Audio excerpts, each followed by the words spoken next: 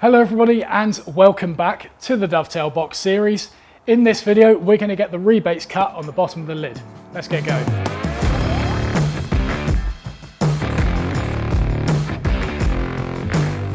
Okay, so the rebates are going to be used in order to locate this lid front to back and stop that movement from happening. A rebate is a right angle cut out the corner of a piece of material, usually in order to house a panel or something like that. It's a very basic and common woodworking joint and it's perfect for this instance. Now there are so many different ways to cut rebates. You've got table saws, you've got planers, jointers for you Americans out there, you've got routers, router tables. In this video, I'm going to be showing you the hand tool method, however, which is either using a shoulder plane or a rebate plane. So I'll be doing one side with the shoulder plane and I'll be doing one side of the lid with the rebate plane. But I would like to stress that I'm not going to be demonstrating how to do this with machine or power tool because this is mainly a hand-cut joinery project, and although that would be a lot easier, those of you with limited space and limited budgets will find these two options a lot better for you. So in order to size these rebates, I'm going to take this lid off and I'm going to set a marking gauge to the thickness of the inside wall, and this needs to be absolutely spot on. So I'm happy with that setting. This will only work if that lid is a perfect fit in the box and it's perfectly flush on all those outer edges. If it's not, then you may have a few issues with this. So make sure it's perfectly flush on the outer edges. If you've accidentally made that lid just a fraction too small, then what you'll need to do is set this marking gauge so that it's sitting on top of the walls rather than sitting flush with that inside edge. This will stop that lid rocking side to side even after the rebate's been cut. That setting is then going to be scratched on the underside of the box lid, and make sure to make that pretty prominent. You want a definite line to work to here. And now we need to work out how far down we want this rebate to drop. So at the moment this lid is flush with these top edges. Don't worry too much about that because once this rebate is cut and that lid drops down, you can just plane these top edges down so that they're level with the top of the box. In the previous episode, because the lid was so twisted, by the time I flattened it off, it made this a bit thinner than I expected. So I don't want to make that rebate too deep because it means that the material sitting on top of this top surface will be a bit thinner than I want and it might be slightly fragile. So I'm probably going to go for, I don't know, a 3mm deep rebate, I reckon. That should be all this lid needs in order to hold itself in place. So once again, I'll take the lid off and this marking gauge setting is going to be pushed on the underside of the lid and scratched up the sides like that. Again, make it nice and deep so you can easily see where you're working to. And then I will just scribble the areas that I want to remove just for demonstration purposes, I suppose. So there you go, you can see what we're removing here, about 3mm down and then the thickness of the sides across. So we've got two different methods to cover here. To start with, I'm going to show you how to do it with the shoulder plane. So in order to do this, you're going to need a nice long piece of material with a perfectly straight and square edge. At least it has to be square to the bottom face that it's resting on. So that will go on your lid and needs to be clamped right up against that line.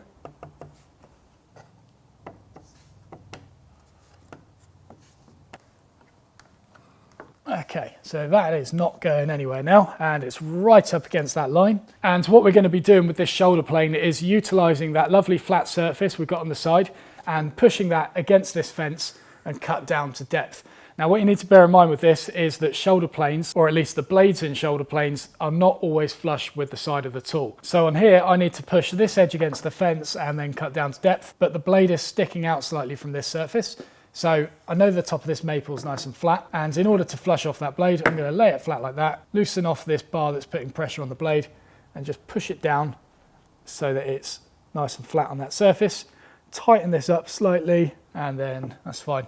So that is now sitting flush with this surface, and thus can go up against the maple without cutting into it and pushing the plane out of square. And it's just a case now of keeping it held into that fence and being careful not to cut below this line that I've scored on the side.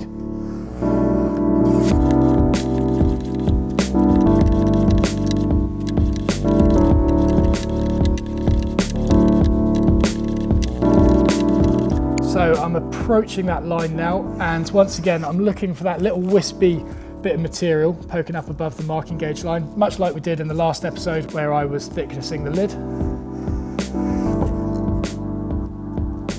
just started appearing on that front edge there. There you go, so I'm feeling it evenly all the way along. So I'll just work on those long, even strokes now.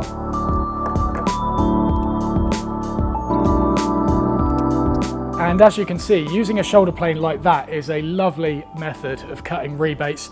It's so precise, and also if I cut this second rebate and I find out that actually I didn't make it deep enough, the shoulder plane is a tool that's able to go in like this and actually make that rebate slightly deeper in order to fit into the box. The rebate plane, as I'm about to show you, won't do that very easily. However, it is very good at cutting rebates. If you could only get one of the two tools, a shoulder plane is definitely the one to go for. You'll find it very useful in this, but also versatile in a ton of other applications.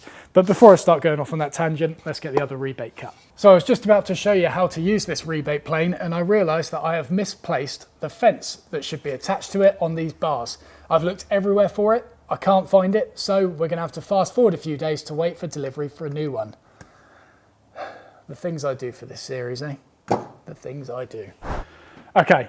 So I've got the fence. Now let's quickly talk about the setup of this thing and then we'll cut the rebate. So despite initially looking somewhat confusing with all these knobs all over the place and then a couple of places to put the blade and all these things going on with it, it's actually a pretty simple tool to use. You've got two locations for the blade, one of which can be mounted at the front so you can get closer to corners and stuff like that if you're using this plane. And then you've got this position here, which is probably used like 90 to 100% of the time, to be honest. I've rarely ever needed to use this side. Underneath, you've got a adjustable fence, which is unlockable through these two nuts here, and then that will slide forwards, well, sideways, I suppose, and that will control the depth of the rebate in terms of how far in it goes.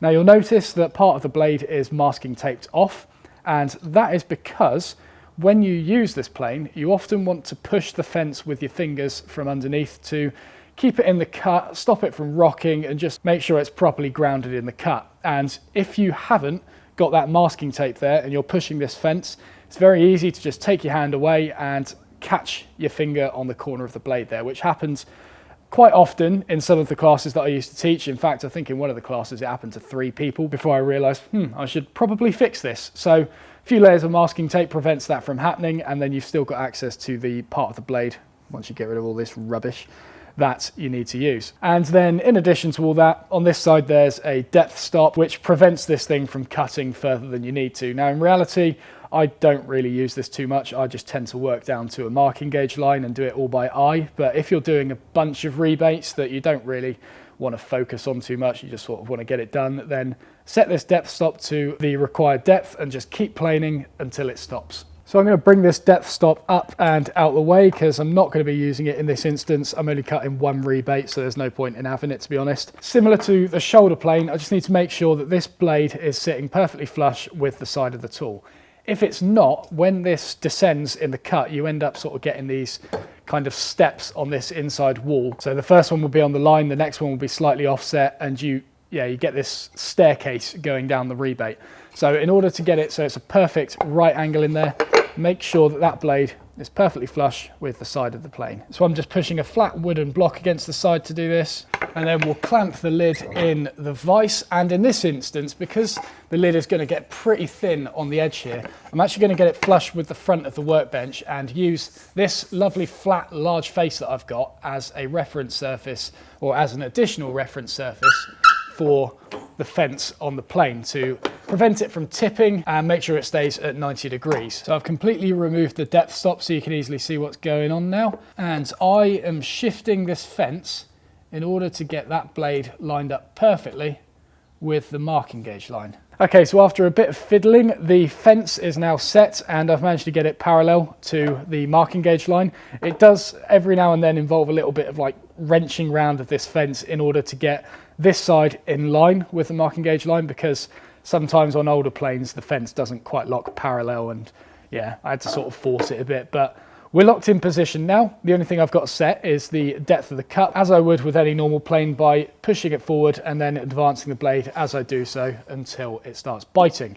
Now, When you cut a rebate, obviously the thing that you want to do is start here and then push through to the very end. However, by doing so, you've got this whole length of timber for the blade to potentially start tracking the grain and veer off course. It's not so much going to be the case with this poplar, but if you're working with oaks and ash and things like that, then it might be an issue. In order to prevent this from potentially tracking the grain, what you're going to need to do is create a track for the plane to actually fall into. And the way you do that is by starting the shaving from here and taking a pass that's probably about 10 millimeters long. And then you shift back a bit, take another pass, shift back a bit, take another pass. And in doing so, you create a small rebate to start with, which has only got that much room to potentially track the grain. So in that distance, it's not going to do anything. And then once you extend that cut, it's then got the previous cut to fall into, and so on and so forth. By the time you get to the end, you've pretty much got a fully established rebate along the entire length, and it shouldn't track the grain as easily, I will disclose. So let's bring this out until it starts cutting. There we go. So we've got a little shave in there. So we'll start at the very end, little pass, making sure that all the pressure is pushing in on the fence and also down into the material. Don't want any of this rocking going on. Slightly extend it again. You see I'm just gradually working back.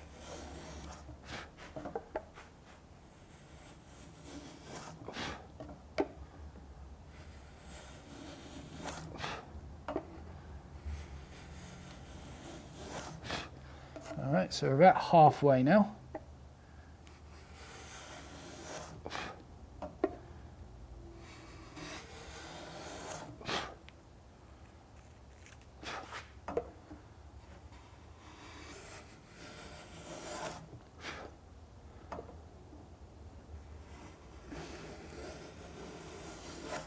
And when I'm doing this, you'll see I'm using the technique that I shared in my video, how to plane correctly, where you get your arms sort of locked in the position where they need to be. Make sure the plane isn't tilting, and then just hold it there while you do the actual movement with your feet. Lovely. And now we've got a pretty fully established rebate along the entire length, and I just need to plane it down to the depth of the marking gauge line on the side. So the rebate's obviously a little bit deeper at the front compared to the back because we've taken more passes there than we have here, but I'll sort that out once I get closer to the line.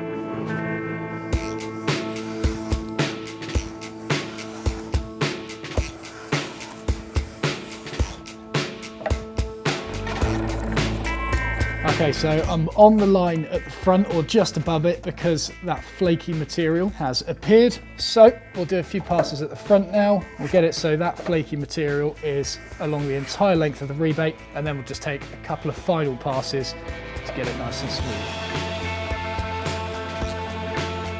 Okay, so just a few places to sort out now. And remember, when you do this, keep focusing on keeping the plane square. Don't start letting it rock and be lazy. Right, we're there. Okay, so a few long passes now.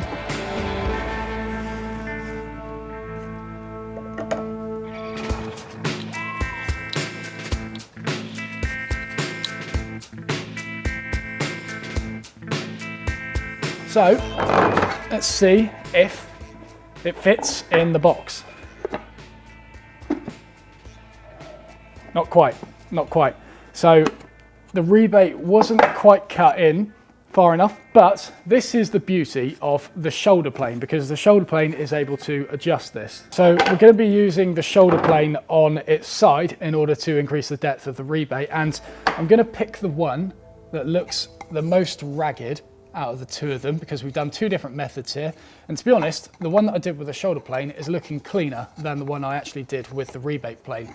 Every now and then you'll get sort of like this fluffy edge on the inside where that blade is digging into it slightly, and like all sorts of reasons, but that's the one I'm going to clean up. Now to start with, because I'm putting the plane on its side like this, I need to make sure that the blade is flush with that side. So I'll loosen this, push it down on the surface, and then tighten it up so that I know when I use this on its side, it's not going to start cutting into the surface below. And holding it at 90 degrees, so I'm just sort of rocking it until I feel it lock into that corner, and then keep my hands locked in that position and just let my body carry it through.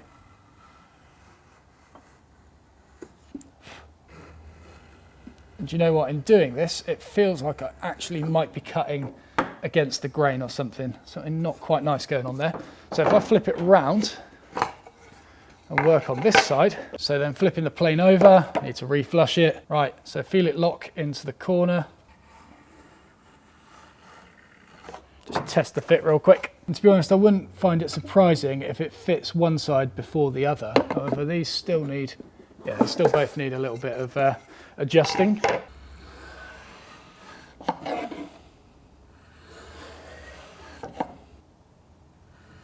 So you see, this is why the shoulder plane is just a bit more versatile than the rebate plane, because you would struggle to make this adjustment with the rebate plane and the fence set. It would just start wobbling all over the place. Okay, so it's just catching on this side, and this one, a little bit more needed.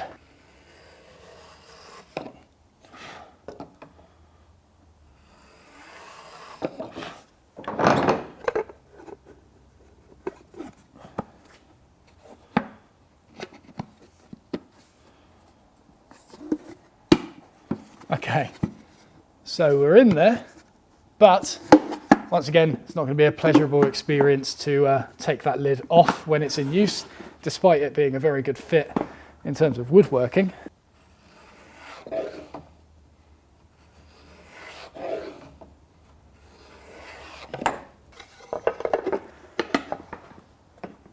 Right, so that's now a pretty good fit in there. It just takes a little bit of pressure to get that out, but it is still somewhat of an interference fit. So I'm going to do one skim on each side, I reckon. And then when it comes to sanding the box, once that material has been removed and I'm able to reevaluate the fit of the lead, I'll work out if it's worth making that adjustment or not. Now, I do want to reiterate that sanding is for finishing and cleanup only. If you rely on sandpaper, such as your trusty 80 grit, in order to shape these rebates, or even, I see some people flushing off joints and stuff with sandpaper. If you do that, it just doesn't look good at the end of it. Sandpaper will somewhat round the surface you're working on as opposed to get it flat, and you lose the overall crispness of the piece that you're working on. So sandpaper is not for shaping. However, in saying that, obviously, to some extent, it will remove material, and that amount of material may be the difference between this being an interference fit, like it currently is, and being a perfect fit after it's sanded. Like I say, I'm going to reevaluate that once the sanding happens. I'm not going to do it now, because if I sand the box and then put this pre-sanded lid on it, it might end up being wobbly, and I'm pretty sure it's going to be a good fit right now.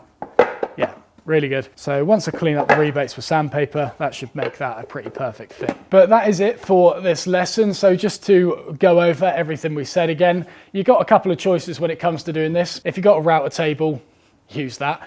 However, if you have a choice between a shoulder plane or a rebate plane, I would definitely go for the shoulder plane in this instance, because it will easily cut that rebate, and it's a little bit more versatile when it comes to cleaning up the rebate afterwards, and you'll find a use for it in many other applications in the future as well.